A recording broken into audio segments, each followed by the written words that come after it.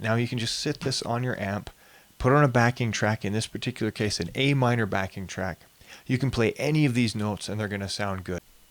So we just finished filling in the entire fretboard escalator with the major scale pattern using the root notes, then adding the thirds and the fifths. You then filled in the entire pentatonic scale pattern to complete the set. So what do we do about minor? Well, that's actually pretty easy. We know that a major chord is made out of a root, a third, and a fifth. Well, a minor chord is a root, a flat third, and a fifth. So it should be pretty easy to simply take all of our thirds, which are the blue notes, the blue pegs in here, and flatten them by half step. So that's what we're going to do. We're going to flatten all of these pegs by half step. And just doing that one action changes completely. Now what it does is shifts all those patterns that you know down one pattern. So you're going to see that in a second. But for the moment, what I'm going to do is show you how this flat third works. We've got a root, and underneath the root, or the 1, is a 4 always, right? And to the left of that 4 with our half step list is a 3. And a half step to the left of that is a flat 3. So that's all we've done. We've shifted all these blue notes down and to the left. So because you know, this is what I call a skeleton. This skeleton now needs to be filled out. We're going to fill it out with the pentatonic notes, then you can add in a blues note, and then you could pull the blues note out and then fill it in with the entire minor pentatonic 7-note scale. Minor pentatonic 7-note scale? You know what I mean. Minor full scale. Doesn't matter. We're going to fill out the rest of these notes, but we're going to leave it at the pentatonic for this lesson. So what I know is I know my patterns. I've been working on them with the fretboard escalator, and I can just do them without even looking. So I'm going to look at this skeleton and see what pattern is going to fit the skeleton. Well, I can see right away that I know my minor pentatonic scale pattern 1, most people call it, is kind of staring me right in the face here.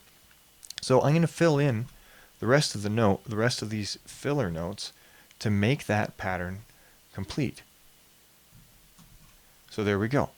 That's it. I've just completed my pattern. So that is simple as simple can be. Now that is what I'm going to call the E minor shape, but it's an A chord. Okay, it's an A minor chord, but it's an E minor shape. Okay, so don't get too confused with that. What we're trying to do is see how the skeleton creates the rest of the pentatonic pattern. So let's move on to the next shape over. All right, so what we know is to the right of this pattern, we've got our little House of Blues shape here. I can see that in the skeleton.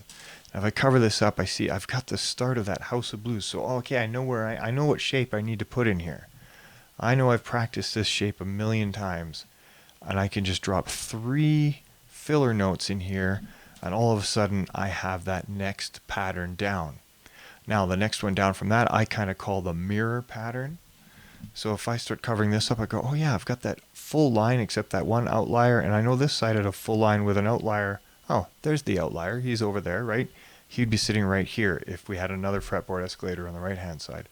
So all I have to do is drop in a couple of notes here, and I've filled out what I call that sort of mirrored pattern. So we've got a little mirror here, and there's a note right there, which is that third is popped back over there. Okay, so that's filled out. So now we can either come on to the left, or we can actually work on from the left, or we could work to the left from our bass pattern. So let's make life easy on us, and we're going to move to the left from our bass pattern. And as I recall, I remember that was what I think I called it the 2s, because we've got 2s, 2s, and 2s. Well, that's easy. All I got to do is drop those in there. And now I have another pattern complete. So I'm filling this out, and as I'm doing this, I'm taking that skeleton and I'm adding some flesh to it. I'm adding some meat to it. And after I do all of this, I've got the entire fretboard again filled out, but in a minor pentatonic shape, which is different than the major. And all we had to do is flatten one note, that third, all across the fretboard to the left, 1 fret, and then fill in what was around it, and you'll see that you can figure it all out all on your own. So now do the same thing you did last time. start with this pattern. Play the scale top to bottom, and then play the chord tones. Just play them on their own. Play the scale and stop on the chord tones. Play the scale and just play more chord tones than filler notes. Play to the left of the root and the right of the root and resolve on the root. What happens? Does it sound good? Does it sound bad? Play to the left of the third and the right of the third and stop on the third. Resolve on the third. Do the same for the fifth. Play a fret to the left. Play a fret to the right. What's happening? What does it make you feel? And just keep it easy. Keep it simple. You don't have to rip a solo. You're learning where these notes are on the fretboard. And you started with one root note at the beginning of this lesson while we had the root, the third, and the fifth. But the other lesson shows you how to find those really easy. And I just didn't want to repeat it. So there you go. You can fill out the entire fretboard with the root, third, and fifth, and all of the filler notes for the pentatonic scale for major and minor. Actually, you know what?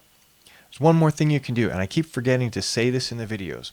So as you're playing this, now you can just sit this on your amp, put on a backing track, in this particular case an A minor backing track.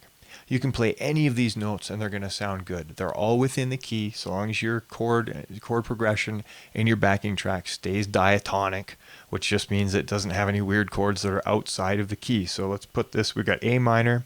If you've got a backing track that has, we're going to look on the inside of the circle of fifth style.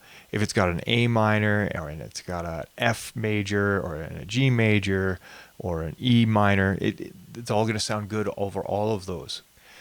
So target those root tones, and then let's say, okay, you go to YouTube and you find backing track in D minor. So D, and we line it up with the small Roman numeral 1. That means it's D minor. All of these chords are going to be diatonic.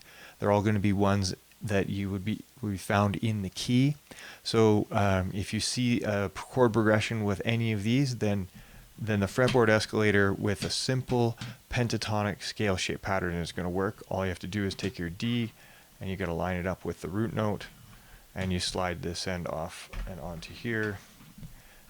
And now you can use this as a visual reference. Set it on your amp, throw your phone in the garbage because you're not learning anything by staring at a tiny little screen or at your laptop. Put this down and play. Just play. See how it feels. Don't even think about it. Just look, you get lost, and then look down at your fretboard escalator and find yourself. All right, have some fun.